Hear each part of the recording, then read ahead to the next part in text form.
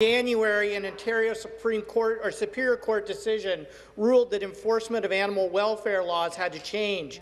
In early March, the OSPCA gave notice that it would no longer enforce these laws as of April 1st, just 6 days from now.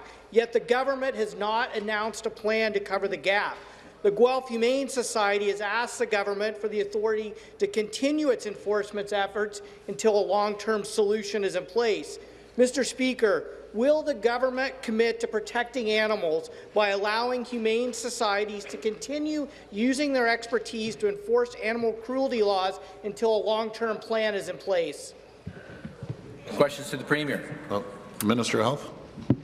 Minister of Health and Long-Term Care. Thank you. Well, thank you very much for the question. Animal welfare will always be of the utmost importance to our government, and we are committed to ensuring that animal welfare continues in the province, and both our government and the OSPCA have a long history and a shared commitment to protect animals in Ontario.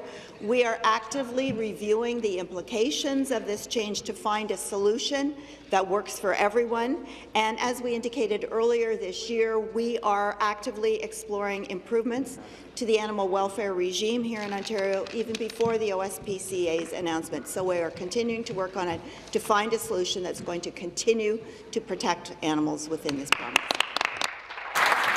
Supplementary. Mr. Speaker, the clock is ticking. 6 days, and we will not have an enforcement regime in place in Ontario. I've received thousands and thousands of emails about this issue, asking for the government to step up and make sure an interim plan is in place. Protections for animals should not be left in limbo. We clearly need stronger laws to protect animals in human care. Mr. Speaker, will the government commit today to putting in place a transition plan for the enforcement of animal cruelty laws and start immediate consultations for a permanent plan to bring the investigation and enforcement of animal cruelty laws under public jurisdiction? Minister. Well, I thank the member opposite for your interest in and your commitment to animal welfare, which we obviously share on this side of the House.